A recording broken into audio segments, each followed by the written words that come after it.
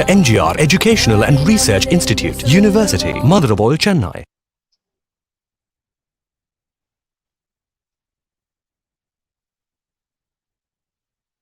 Welcome every day with a smile. Look on the new day as another special gift from your Creator. Another golden opportunity to complete what you were unable to reach yesterday. Today, we will, today will never happen again. A very good afternoon and warm welcome to each and every one of you for being here with us today. We, the Faculty of Engineering and Technology, first year EMT, along with internal quality assurances of Dr. MGR Educational Research and Institution, pleased to be able to welcome you all for this awareness program on International Human Rights Day. The right of every man or diminished, when the right of one man or threatened. A right delayed is a right denied. To deny people their human rights is to challenge their very humanity.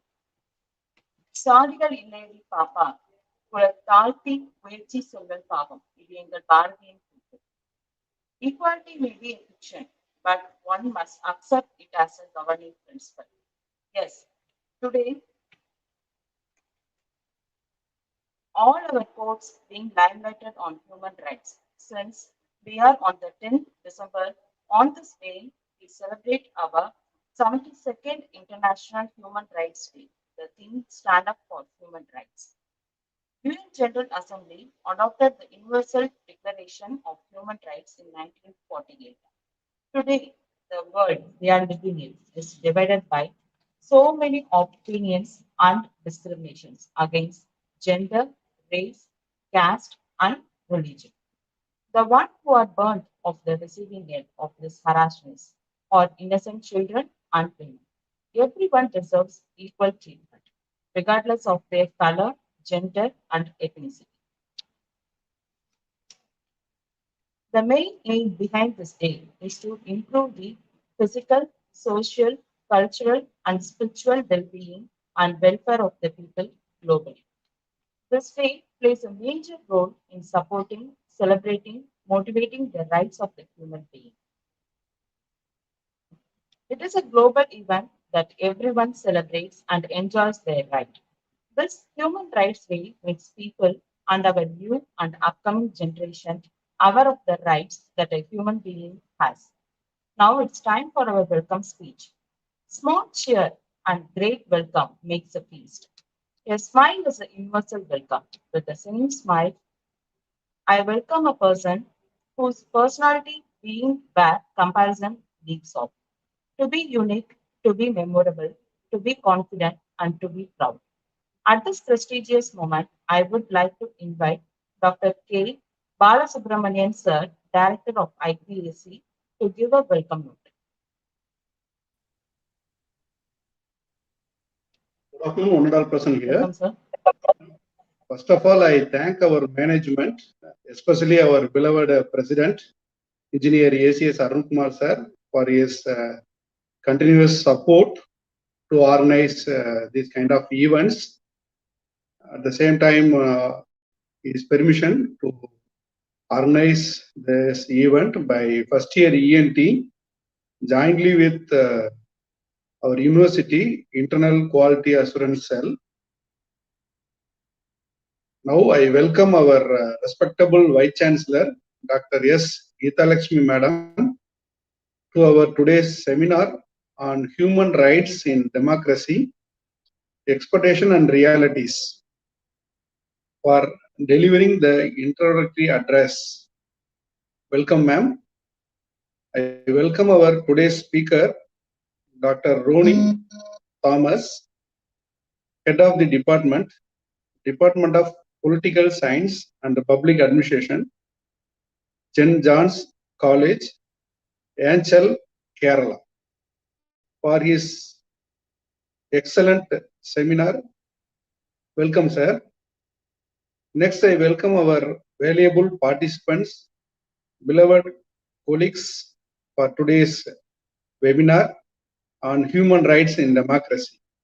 Welcome you all. Thank you.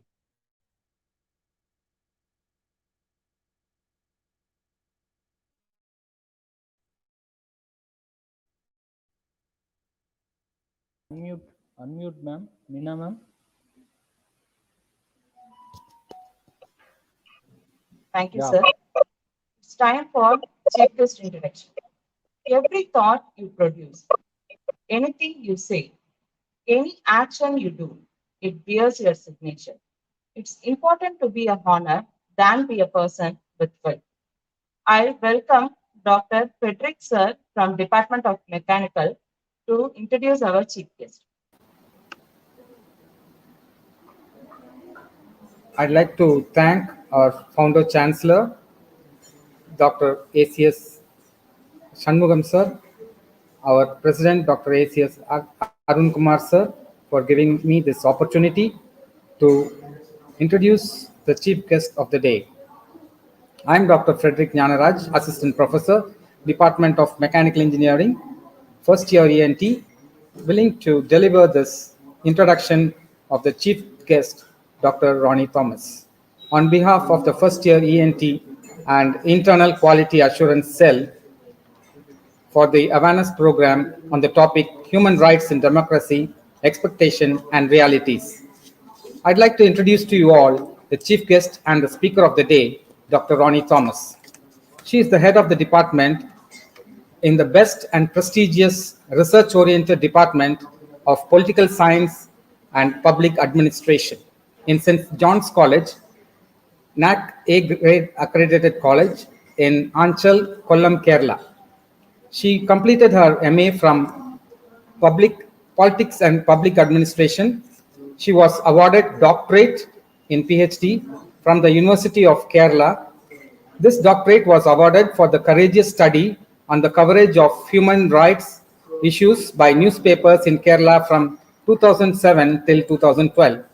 She is very much specialized in the areas of Indian Constitution, human rights, comparative politics, and media.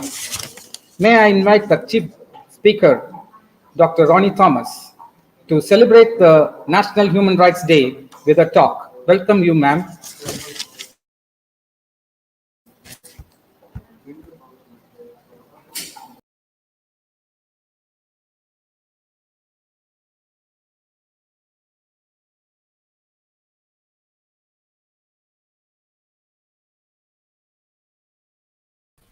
Ma'am, unmute. Thank you, sir. Now it's time for keynote address. Without your involvement, we cannot succeed. With your involvement, we cannot fail. Your action inspires us to dream more, learn more, do more, and become more. Now, I would like to invite our Vice Chancellor, Dr. S. Geeta Ma'am of Dr. MGR Education and Research Institute to deliver introductory address. Welcome, ma'am. Good afternoon to one and all. Though I was busy today with our many meetings going on, it's a pleasure to be with you all. And thanks to Subhashri and her team for inviting me this human rights on this day. So I welcome the speaker, and of course there are lots to. Though there is animal welfare, but human welfare or it's not there. But usually we have to have that. But though there are laws and regulations regarding human welfare, it is not taken up properly. I mean, in the right way. So each and every time we have to get into the commission and get many of our which has been faulted or which has been not given as a human right to the people is being voiced nowadays, and there are so many agencies, unions, and commissions which has come down. Of course, we have the right of information, which has helped this human rights to kept up in the right manner. So I think so. There are lots of things to talk on the human rights. Of course, on this day, definitely the resource person would talk on the entire overall on the human rights and how to, if it is being not given, how to get it done. All those has to be briefed by our speaker. Thank you one and all for giving me this opportunity.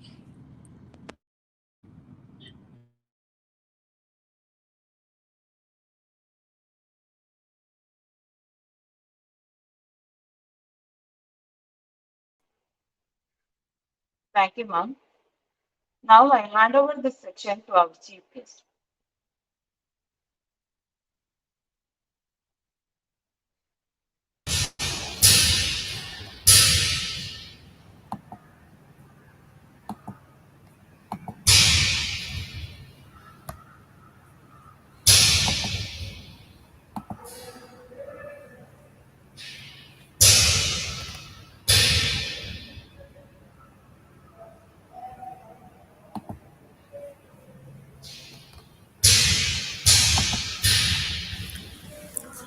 Good afternoon.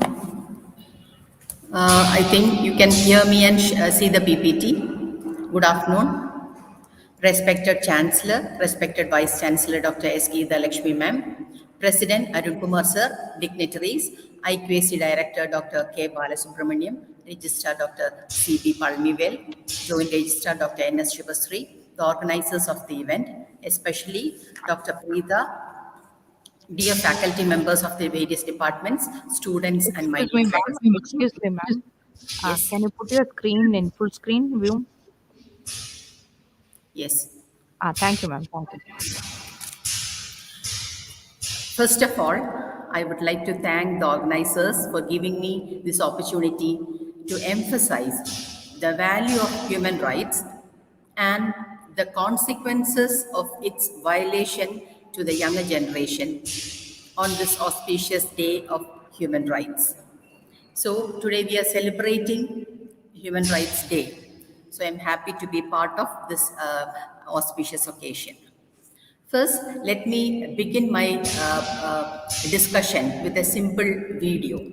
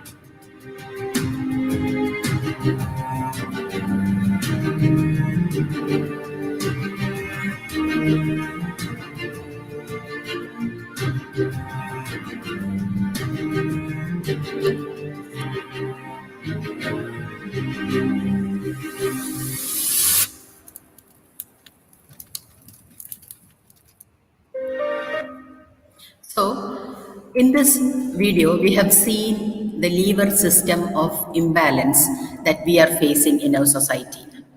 So, human rights is, or human rights supposed to act as a fulcrum, or in a way, it should act as a balancer in the society. In this video, we have seen the custodial cruelty, and we believe that it is the police or judiciary or media supposed to protect the basic rights of individual. And there is custodial cruelty. Many custodial deaths are regularly reporting in India. Then the denial of rights to life, the rights of aged people, and we believe that the fundamental rights of Indian Constitution guarantees your right to speech and expression. And that right also is suppressed in many ways. Then there is domestic violence. Children are not sent to schools. Instead, they are used for begging. Human trafficking is there. Then there is denial of right to education. And what is the real cause? People are not aware of their basic human rights, or in many cases, there is negligence or denial of basic human rights. Or some people think that others' rights are to be suppressed. In the light of this, we can go into the details of what is actually human rights. Is that something you are getting by virtue of born to a particular family or a caste or religion? No, never. All human beings, by virtue of being a human being, you are guaranteed or you are inherited some basic human rights, regardless of your race, sex, nationality, language, religion, everything. So, this is an exclusive privilege entertained by or enjoyed by that can be enjoyed by every individual by virtue of being born as a human being. This is not granted to anybody else or any other living creature. And you have the right to life and liberty. And also, your life is protected from slavery as well as torture. You have the right of freedom of opinion, expression. You have the right to work, education, and how far you can enjoy your human right from birth until death. I must say, beyond your birth and death. Just imagine when you are an embryo, a human embryo is also having rights. That is why feticide, especially female feticide, is a crime. And what happens to your dead body, that also have its own, we have to give respect. That dead body also have dignity. So, as a human being, just imagine ourselves with another living creature. Can be an animal, it can be a dog or bird. So, every human being, irrespective of their origin, irrespective of their caste, class, everything, we are blessed and inherited with some special rights. And this is applied to us regardless of where are you from, what your belief is, and what is your choice to live, choice to life. So, all these are included in your basic life. So, live a life with basic dignity, equality, respect. That is what human right is guaranteeing you. And this is what neglected by the system, the society, or even the fellow beings in the society. So, in the previous video, we have seen so many human rights violations. All of these are done by us or people around us. All these issues are not something old. We know all of these issues. We are living in the midst of all these imbalances. Take the case of custodial cruelty, domestic violence, denial of your rights. And now the question comes, is this because we don't know what is actually human rights? Or are we unaware of our own rights?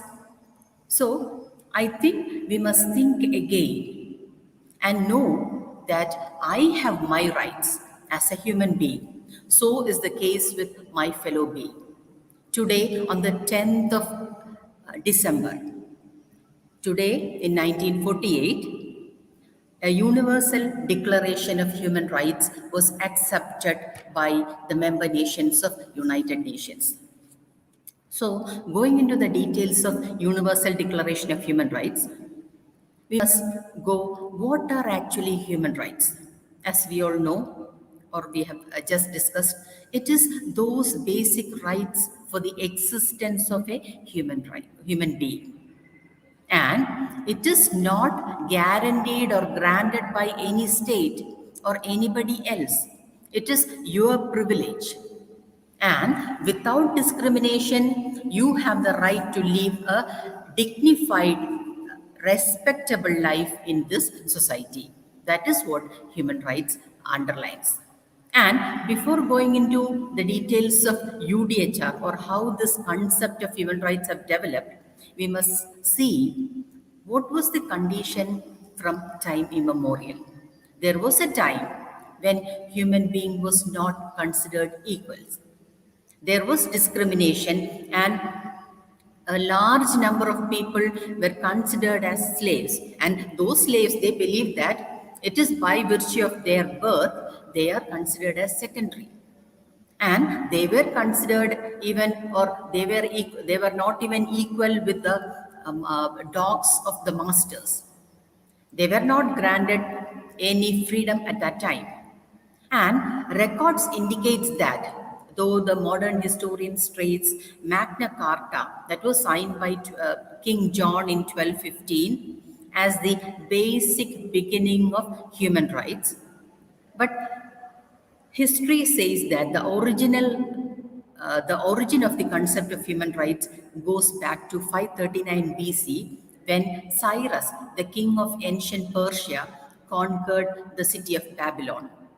And the first thing he executed there in Babylon was he freed all the slaves. And he declared that every individual has the choice to choose his own religion.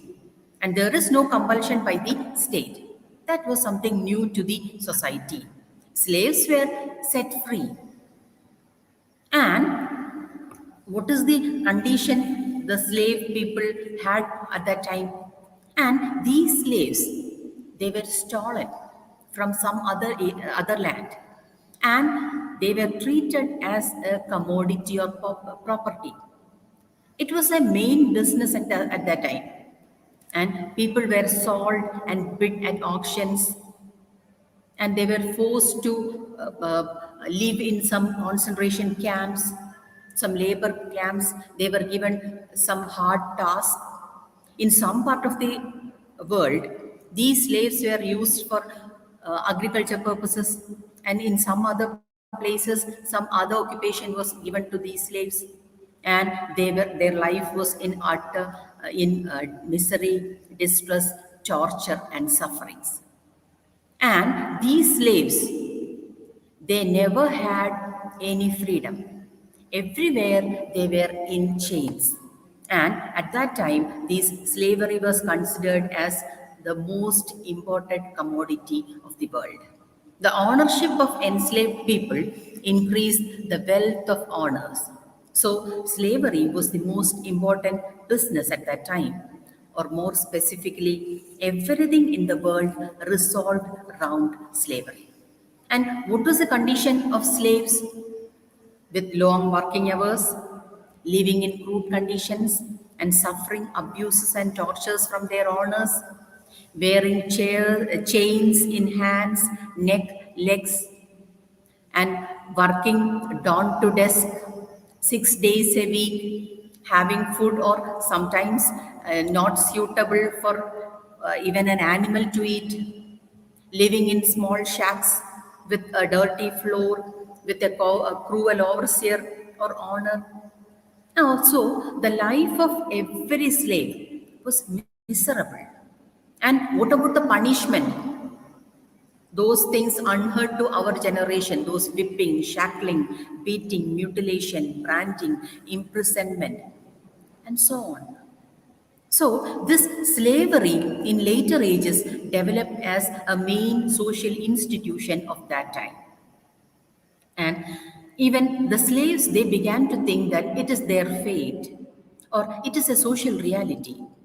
And by birth, they are created to serve as slaves. That was their belief. And they were not ready to change. And at that time, there was some changes that happened in the society. Society began to change after the historical development, historical change of Renaissance and Reformation.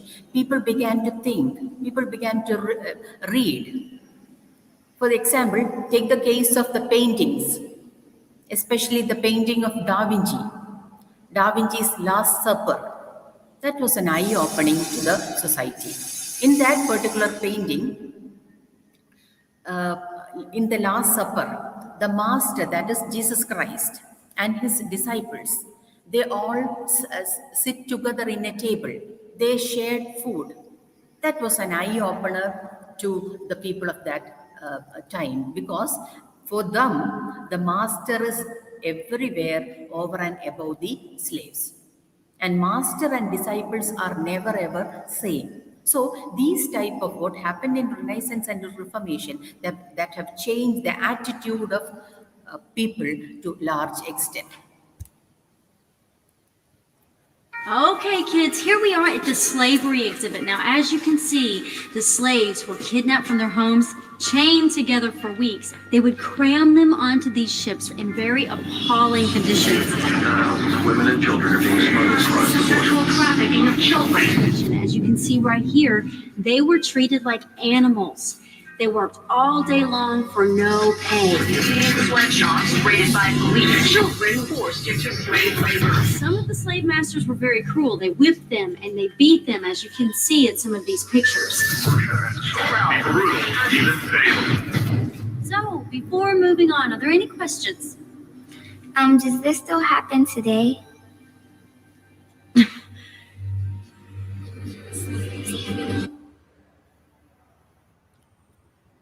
What do you think? Does slavery exist even today?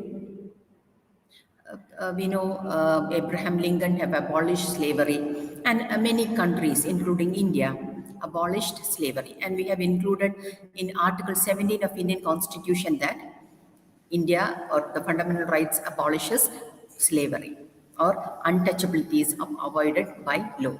And we have separate law for abolition of slavery as well. But the reality is, what we expect from the society is slavery is abolished till the time of Abraham Lincoln.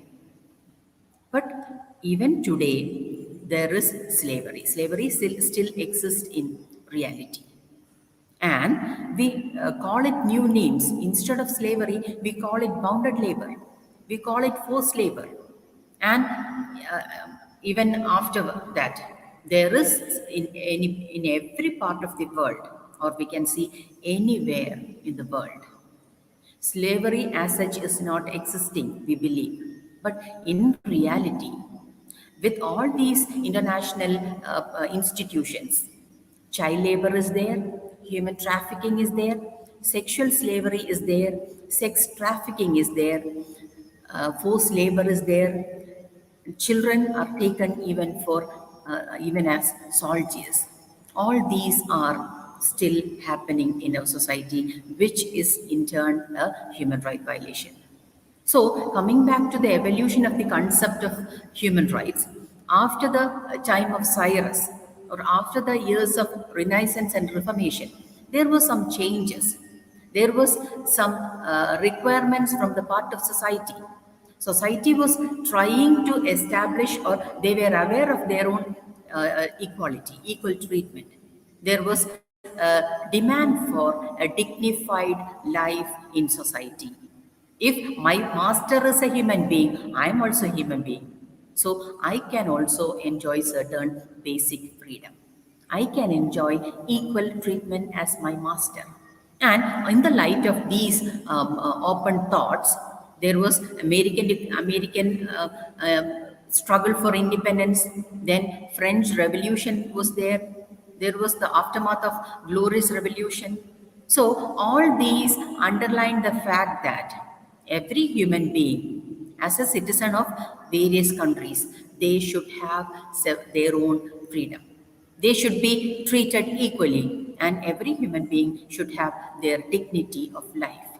And on the basis of this, in between, we faced many wars, and the worst of it was the First World War and the Second World War. The League of Nations, the international organization that formed to avoid a second war, failed, and as a result, we had to face a Second World War, which was the disastrous of all times. And the world faced nuclear explosions in Hiroshima and Nagasaki, which is the extreme of human rights violation. And after the Second World War, again the world leaders, including Roosevelt, Winston Churchill, they all sat together and discussed what should be done to avoid another war.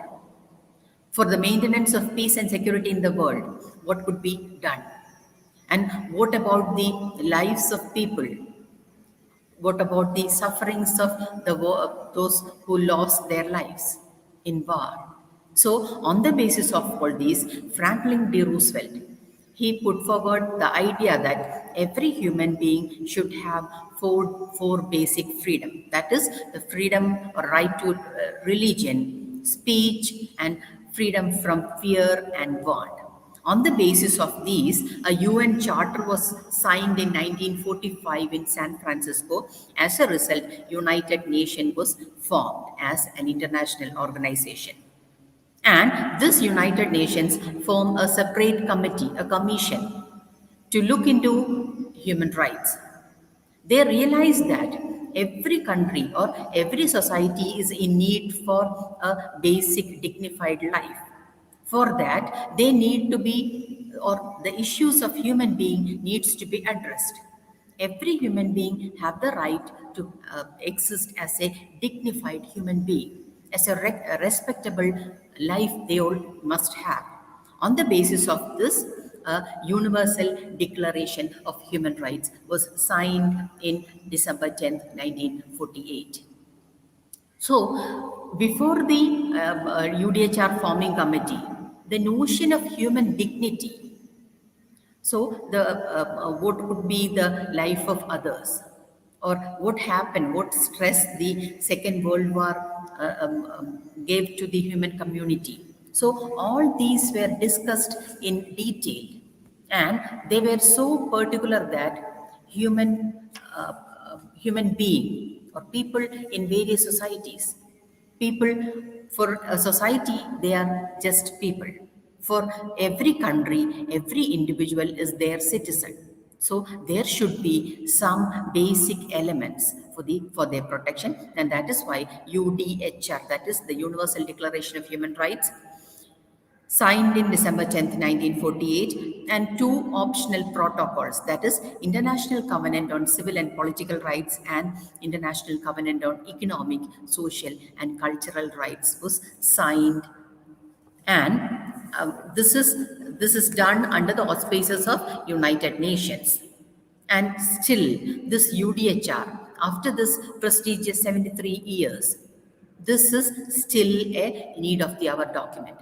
And many countries, even India, we took many years, and it is only in 1993 India accepted the UDHR and formed, or the Indian Parliament passed the Protection of Human Rights Act for India. And on the basis of this, we are having a national human rights violation, and in every state we have a state human rights commission. So this UDHR is the guiding force for many constitution, human rights charter for other countries across the world. Everyone. And they all lived happily ever after. Except for one little problem. If people have the right to food and shelter, why are 16,000 children dying of starvation every day? 1 every 5 seconds. If people have freedom of speech, why are thousands in prison for speaking their minds?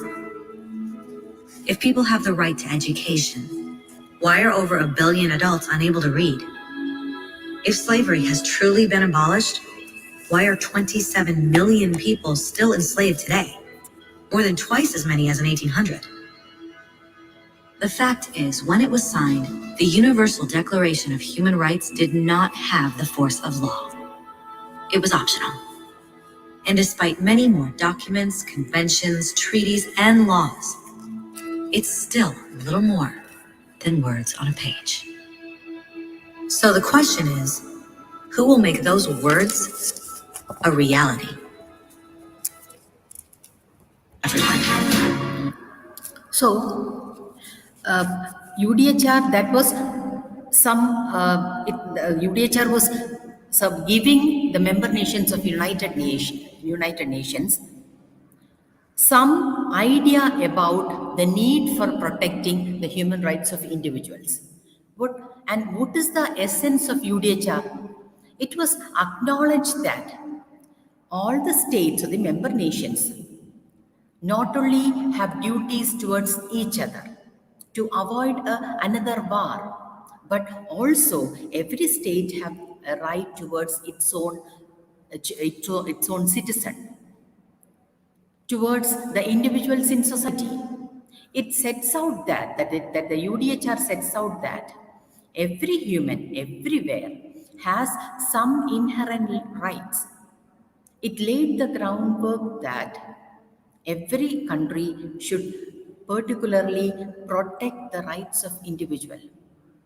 And that means state should not abuse the people, state should not violate the right of people, and state has some obligation to its individual. So now arises the question, aren't we aware of human right violation?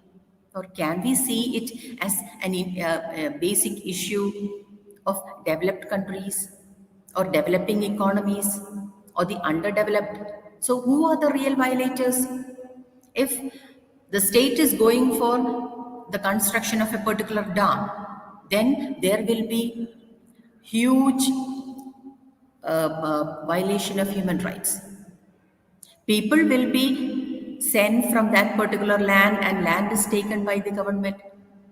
So is it the issue of the underdeveloped countries, or it is the issue of developing countries, or is it something about women, aboriginals, the Adivasis? No, reality is that it is a universal phenomenon. Human right violation is happening everywhere in the country, everywhere in the world. And this is not a privilege or domination of any particular class or caste in a society. It is universal in nature, without consideration and without exception. And the basic values of livelihood, like divinity, dignity, equality, and all these forms, the basis of these rights inherent in human nature.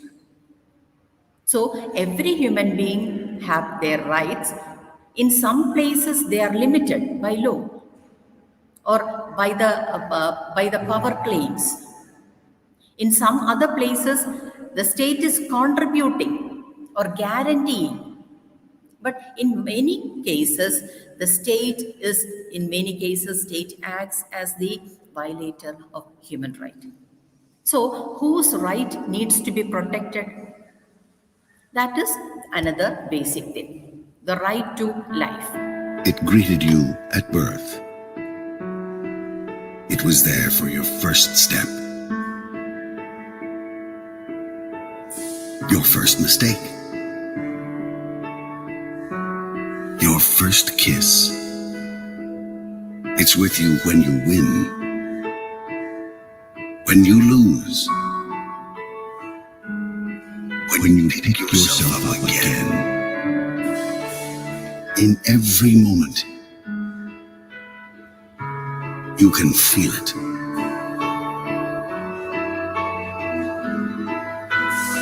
Life. But the reality is that human rights are still deprived. And who deprives your right? And whom to be blamed? And in this case, the priority matters. The priority of individual, the priority of state. In some cases, the class, caste, ethnicity, gender, etc. matters. So, in every society, whether it is a developing country, take the case of USA, they are also having marginalization. There is the issue of color. Your color of skin matters. Take the case of some other country. Gender matters. Marginalization is there. Child right is under threat. Societal marginalization and other human rights issues are no longer a priority of state. So, what is the need of the hour is every state need to address the core issues of human right before going into the other priorities. Development is definitely an agenda or the main priority of every democracy, but what is expected from a state by the citizen is the protection of their basic right to life, and that too with dignity and respect. This is a video of a debated film in India.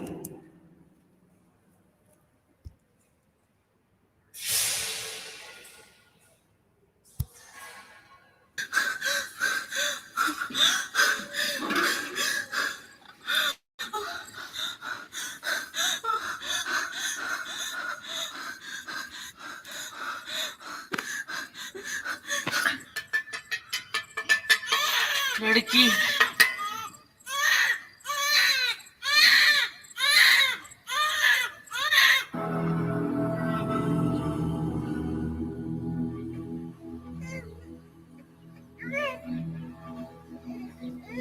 अगले साल लड़का।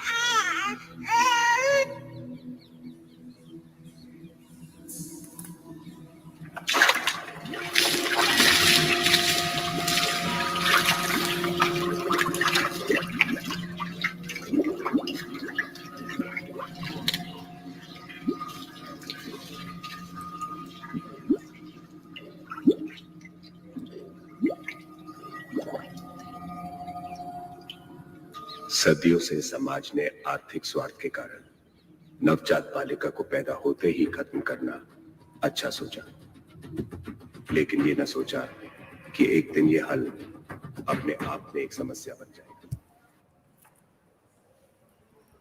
So, this was a film directed by Manish Jha in 2004. And the circumstance was that the 2001 census report says that the 0 to 6 group, the number of girl child was very less compared to the other age groups. That means there is female feticide in India.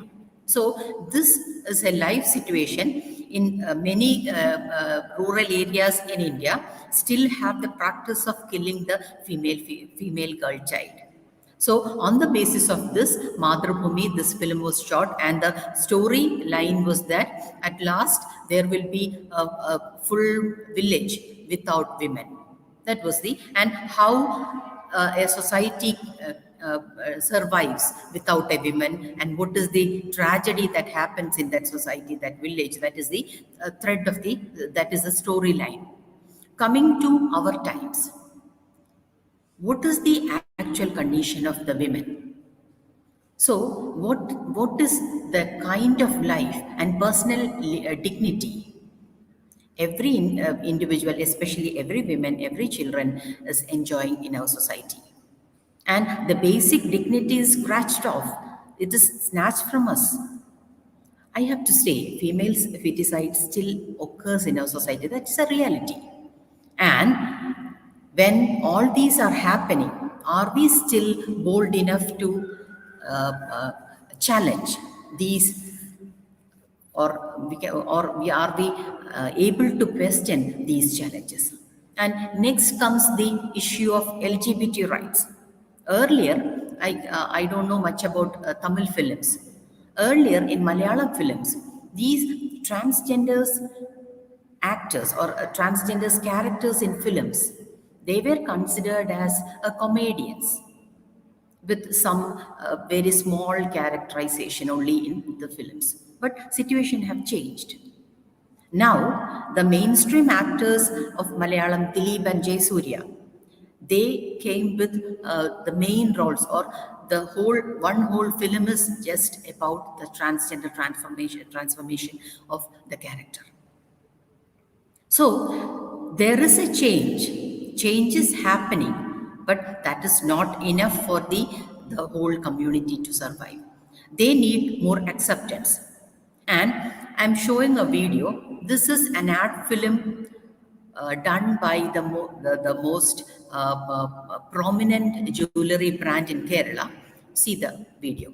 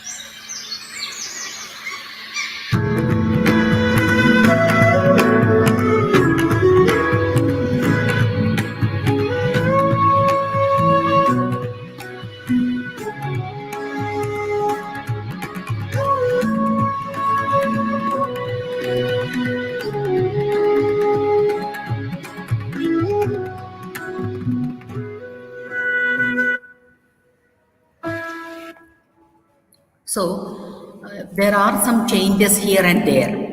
We are trying to accept the marginalized sections as well. We are trying to incorporate the rights of lesbian, gay, bisexual, and transgenders. But this is not necessary. This is not what is expected. More is required. So is the case with women, children, and all other marginalized aboriginals or the scheduled caste, scheduled tribes, etc. The Adivasi community or all other backward classes, they need the support of the mainstream society, the state. And when state is going for their right to development, they must see that every individual living in the society also have their own right. Simply, they cannot be expelled from a particular land. They cannot be evacuated. Once you are out of your land, your own land, then you are refugees from tomorrow.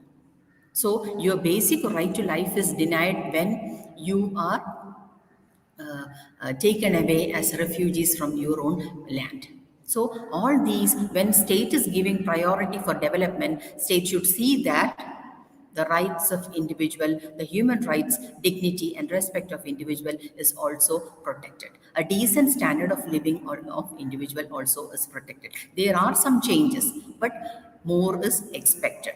Our expectations is not meeting the realities that is happening in this society. So, what are the constitutional safeguards? What is the actual situation of human right protection in India? We have our constitution, which is the basic law. And this constitution, from its preamble onwards, it is granting you some fundamental, basic concepts of or dignified rights. Or your human dignity is protected even from the preamble. Then you have 6 fundamental rights. And on the basis of UDHR, Indian Parliament have passed a Protection of Human Rights Act in 1993, and on the basis of this, we have created a National Human Rights Commission, and we have state human rights commissions across the country. And there is Women's Commission at the center and Women's Commissions at the state level. We have Child Rights Commissions, Minority Commissions, as well as Commission for the Protection of Scheduled Caste as well as Scheduled Tribes. And moreover, the police force is supposed to protect the rights of individual. In many cases, they are the violators, but we believe that they can do much better. And what about the media? Media is the watchdog of society. Take the case of the Nirbhaya incident that happened in India. And when that happened, it was very cruel. But the reality was the media took up the issue and they tried to get maximum justice to Nirbhaya. And then comes the judiciary. Keep in mind, justice delayed is justice denied. Justice delayed is justice denied. But our final apprehension is that judiciary will protect human rights. But we don't have human rights courts as such in India. But we believe that in course of time, Indian Parliament will make some jurisdiction and create a particular court, human rights court, exclusively to deal with human rights cases. So, what is expected out of a state is not 100%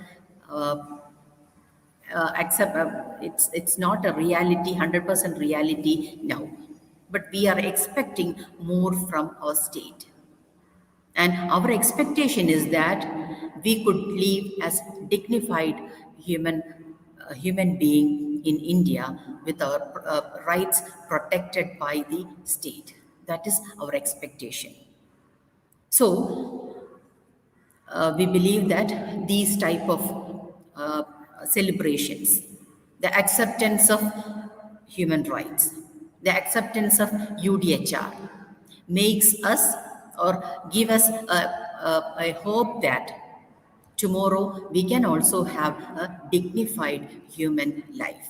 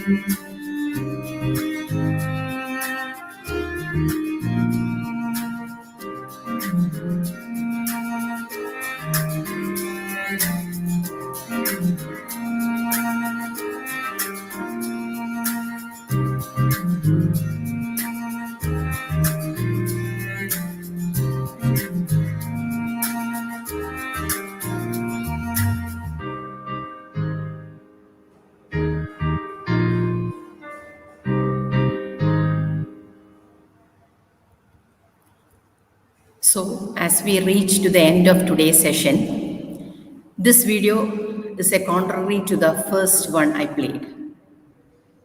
A change in decision, a change in thought, a change in perspective, acknowledging the rights of human in front of you. And all these brings a balance to the liver society in our society. And by that, each one of us can contribute for making this world a better place for you and me. So let us uphold our dignity, our human right, and also we must respect the dignity of others in society. Thank you all.